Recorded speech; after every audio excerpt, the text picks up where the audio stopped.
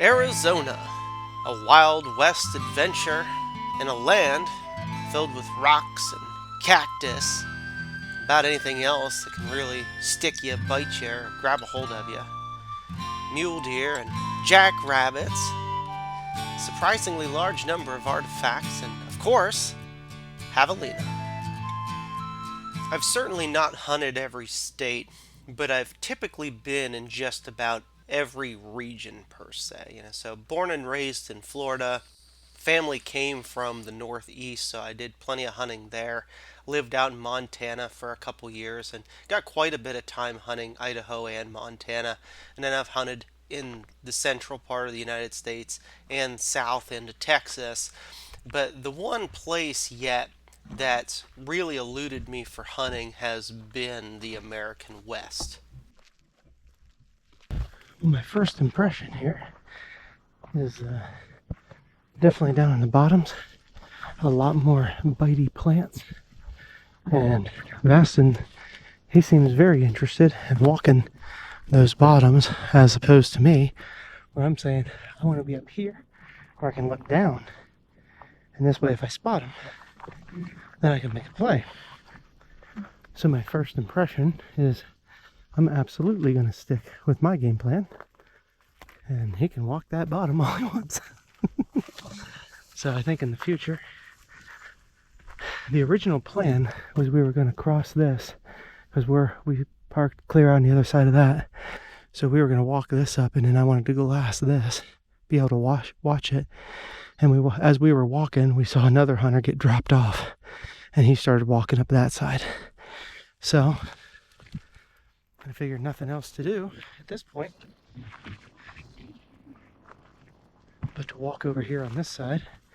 And then as I walked up that road, there was an RV parked over there. So I thought, well, we're clearly not in a great spot. There's a lot of people here. But we crossed a couple ravines. So I think we're down into something. We might actually get a chance to see something over here on this opposite end. So I'm going to cross over and be able to look down into here.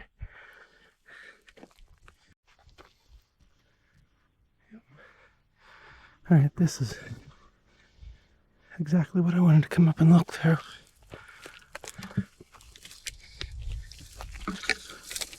This ravine is very well hidden from the road.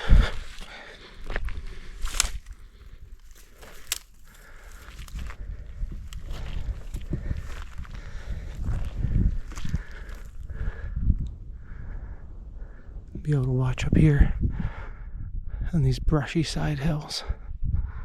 All of that, at least from speculation, looks like where I would want to be watching for Javelina bedding up. I pretty much guarantee you can't see it, but there's a mule deer just jumped right out of the bottom. Good sign, seeing animals though. But it's over there, probably 400 yards. There it goes. I don't know if you guys can see that or not. That's a long way off. Regardless of how experienced of a hunter you are in your own native hunting areas, it's always a humbling reminder that when you're hunting a new territory, you're just a greenhorn.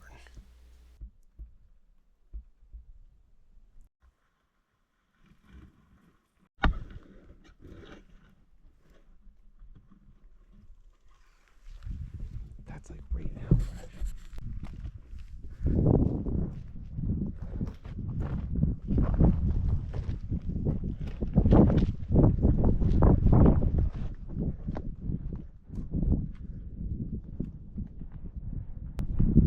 Where are they at?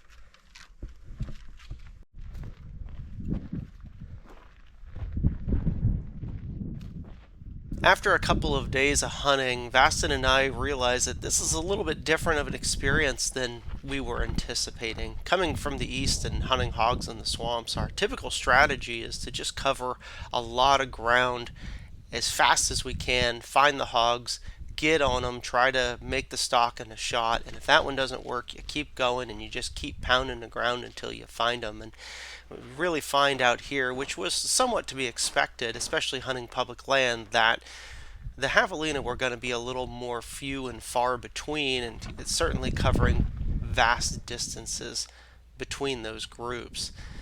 But the first couple of days proved that we really weren't finding them.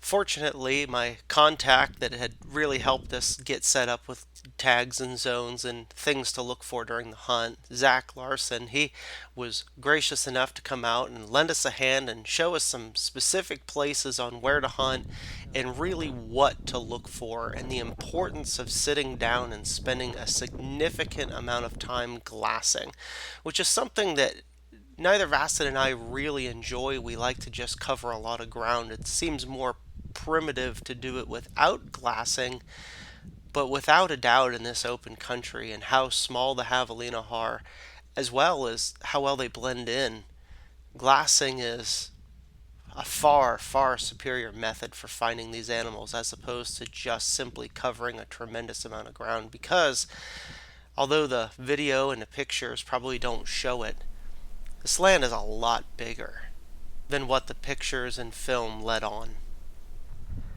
Well, Zach spotted one all the way up on that opposite mountain right there. And so we're climbing all the way down into this canyon, and we're gonna work all the way up and get up into that a ledge rock almost to the top. So it's gonna be quite an adventure just getting there, but that's what we're here for.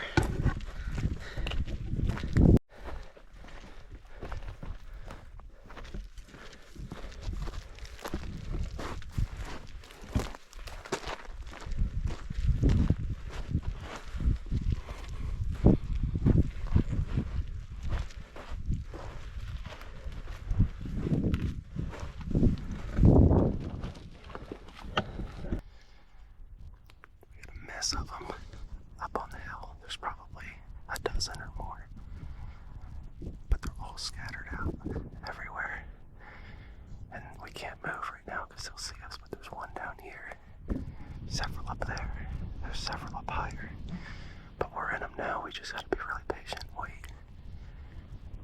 Gotta make this one really count. Took a lot of work to get here.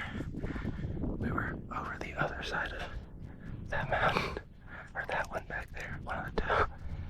Yeah, we're over that, not the far mountain, but the close one. Took a lot of work to get here, so we gotta make this really count. Baston's right over here, and those Javelina are over here. That one is looking right at us, but I don't think it sees him. And he's probably 25 or 30 yards from it now. But that one stepped out. Baston was far enough ahead he could go down. Oh, it's working right to him. Okay. And then we got more over here. So we're kind of pinned down, and I know the footage is terrible because it's so far with just a GoPro. But it's not worth trying. It's not worth the risk of messing this up when he is so close.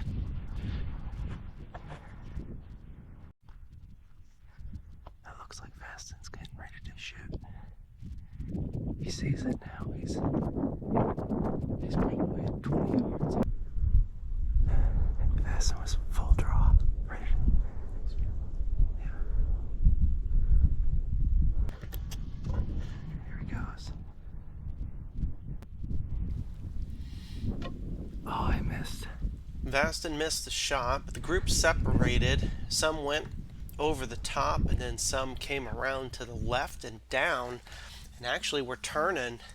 Looked like they're going to come and give me a shot. Well, this is a little bit of a long shot, but with them already kind of spooked and on the run, if I'm going to get an opportunity, I think this is really going to be it. I don't think we're going to be able to get in close on these ones. I have to take this chance or let them go by.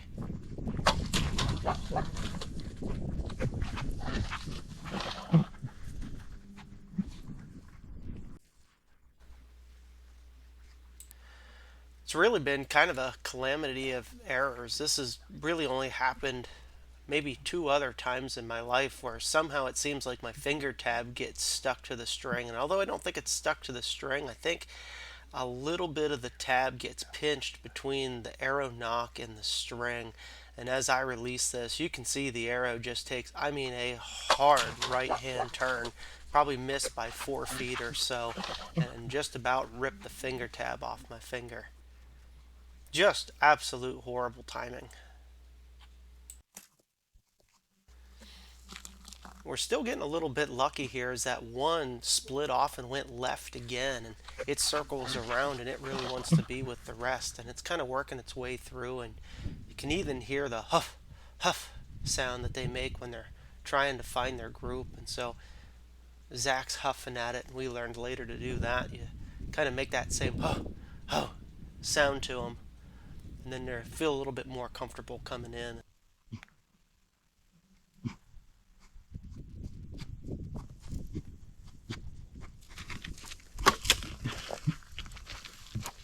This one comes just too close right in. Of course, he's already gone by the time I start to shoot, but I'm already in my shooting cycle, so there's not a whole lot we can do. That arrow just hits behind it.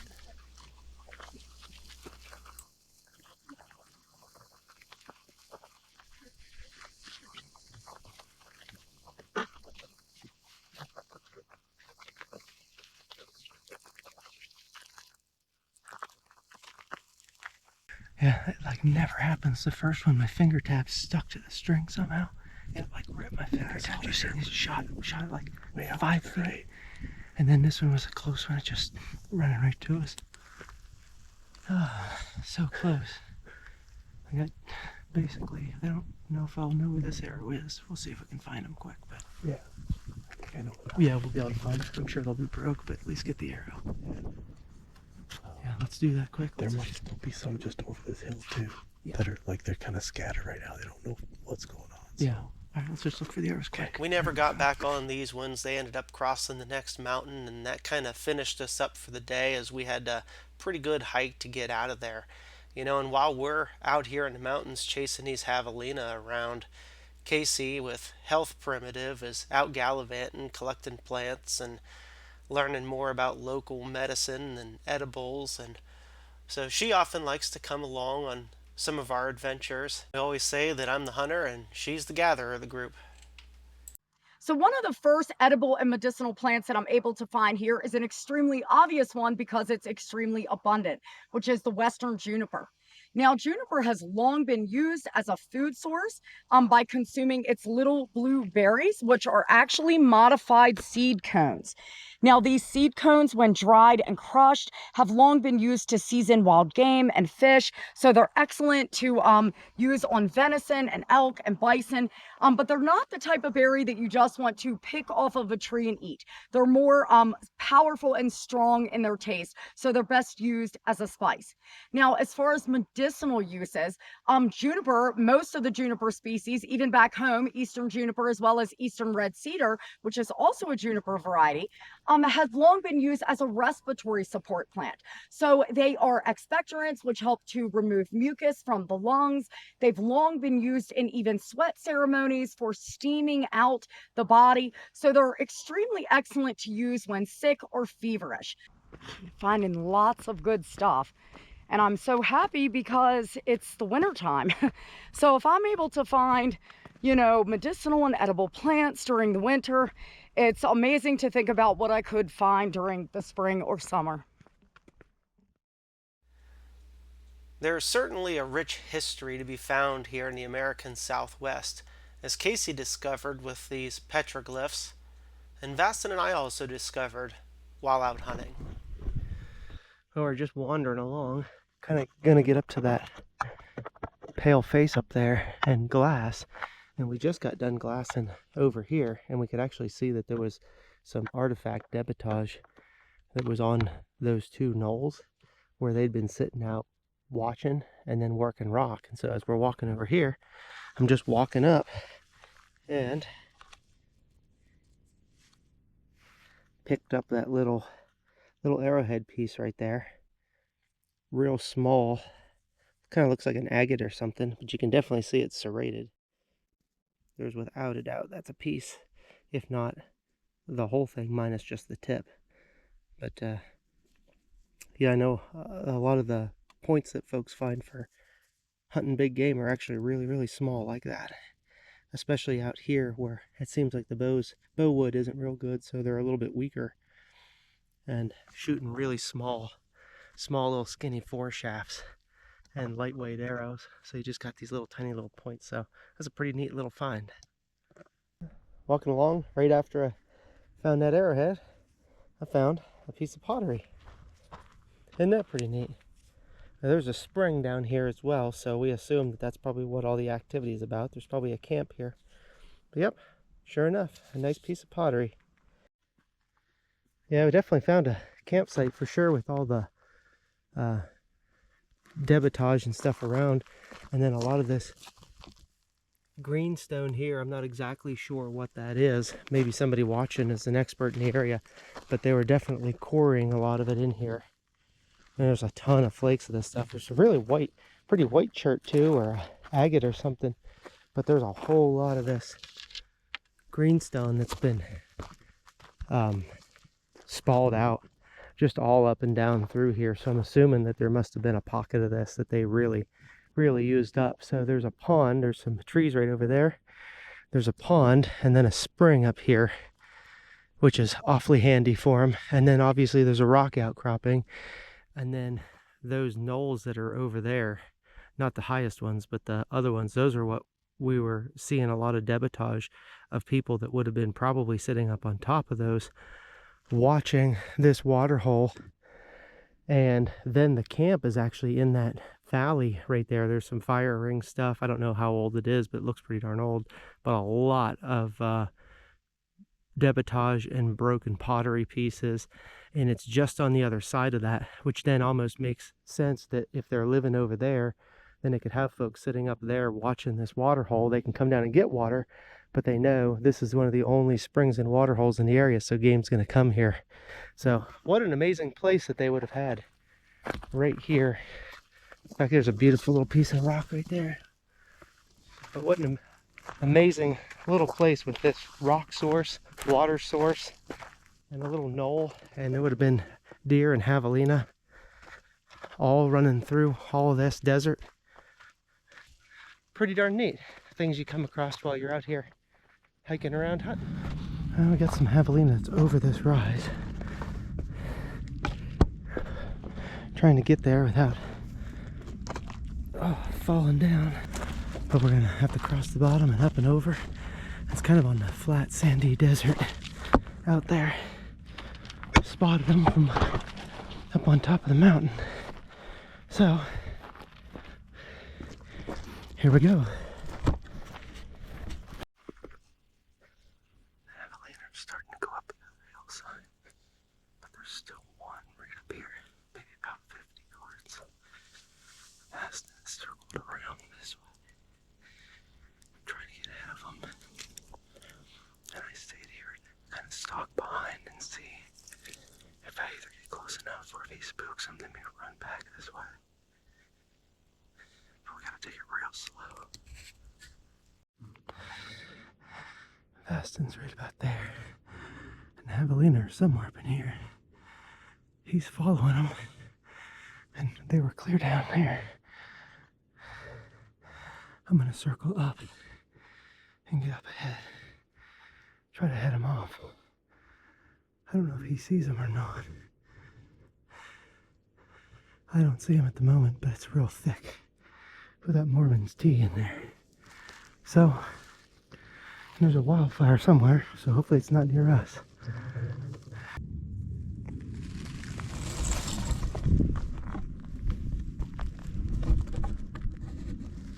I couldn't get the camera up in time, and there was nowhere to stick it in these rocks.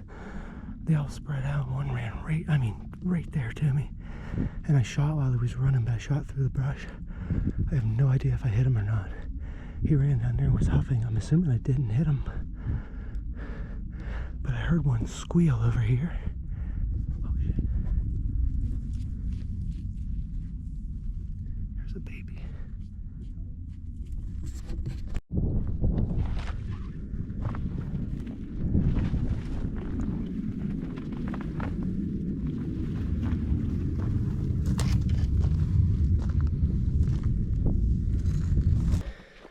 well, that stalk didn't work out. We definitely got in him. But as happens all too often with primitive gear, you still walk away without a dead animal to show for it.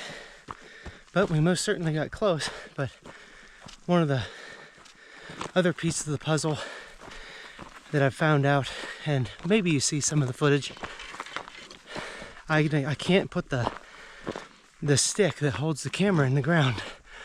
Every time that we've gotten close to taking shots, I always stick the camera in the ground, and it's so rocky here, you got to move it around, and you don't have time when a javelina's running to you.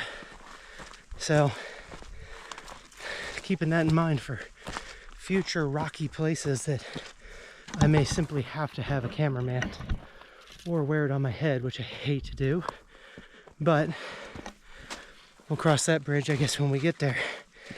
But there's a very good chance that you're not going to see a kill shot in this video unless a miracle happens where we get an awesome shot and I can get the camera stuck down in the ground, or maybe just film Baston. Either way, it continues.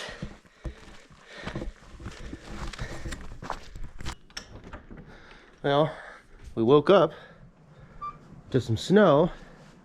I don't know if there'll be snow where we're hunting, but there's definitely snow here at the cabin. So, might make it a little bit more interesting going up slippery mountains, but a fun change of pace, just the same.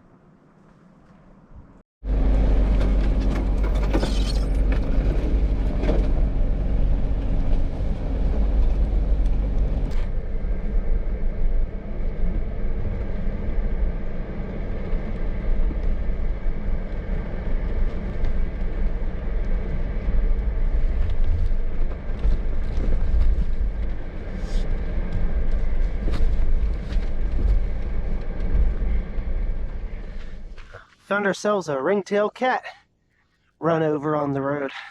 It's an interesting looking creature that we don't see much in the east. I saw one dead in Nevada one time, but that's pretty neat. Cool looking critter. Well, we woke up to snow this morning, but that was up higher. I mean, this is up high on the mountain too, but it's not going to be as high elevation, so no snow down here. So it's nice to see the snow, but honestly, kind of happy we're not having to hunt in it. I guess it might have made spotting the javelina a little bit easier, but that's all right. Much better than slipping on all those rocks when we get to climbing. We were over there and gotten into a group, and I think we're going to go around here today. And maybe we'll find them again, but we're heading it out. Golden eagle. That's a big old bird.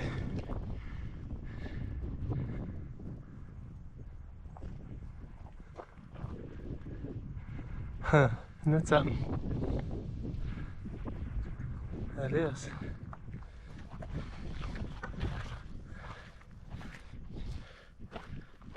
Big old golden eagle. Hopefully you guys could see that. Well, we got up on where somebody else got one a couple weeks ago. Yeah. We were sitting here glassing this whole thing. Shoot, we were sitting there and never saw it. It was on the back side of this. So. Well, yeah. Well, not a couple weeks ago. We had it last week. Nobody's been in here since we've been. So, well, hopefully we'll find the rest of them. Well, it's pretty windy up here, I know, guys. So we're parked on the other side of that mountain there, and we walked up. The first bunch that we got onto was up here on this mountain. That was the first bunch that we got on with Zach. And he just spotted some now over here on this one, and over that mountain. Big face? Okay. And then over top of this mountain is down in that bottom where we got up on and ran them over into here. So this is big country, and their groups are kind of few and far between. Gotta cover a lot of ground, but Vastin just spotted him again over here on this big face. So I guess we're gonna have to come down around and get up on it. At least the wind's in our favor. Alright, it's our last full day that we have to hunt. Yeah, I'll string my bow. It's our last full day. And here, hold that camera a second, I'll string my bow. It's our last full day, so we really gotta make these ones count. We got a half a day tomorrow, and we gotta start heading the other direction. So we're gonna give these ones a good scare. hopefully pack at least one of these out. That'd be nice. But it starts all the way over there. Well, this Javelina, we're up here, but just the last 40 yards coming up, the wind's real swirly today, and it was good. And then a big gust went right up the mountain to them. They all blew out. Two of them went all the way down and up that mountain. We didn't see the other ones, but we assume they went up and over the top. So we're gonna get up there and start glassing again. So close. Javelina should be, of course in theory, a relatively easy animal to find and stalk in on and shoot and pack out, and perhaps even with modern hunting implements it would be considerably easier. But it's looking like this trip is going to leave us with unpunched tags in our pocket.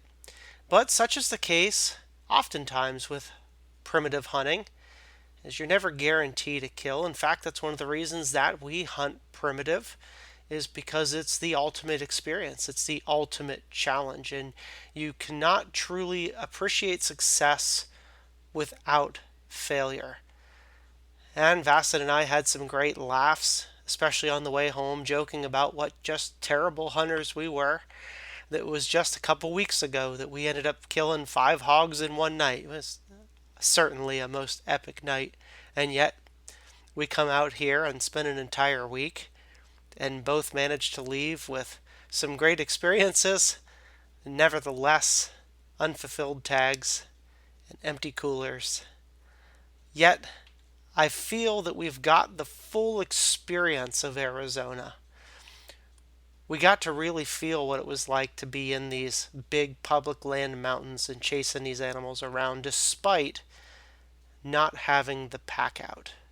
But as happens all too often with primitive gear, you still walk away without a dead animal to show for it.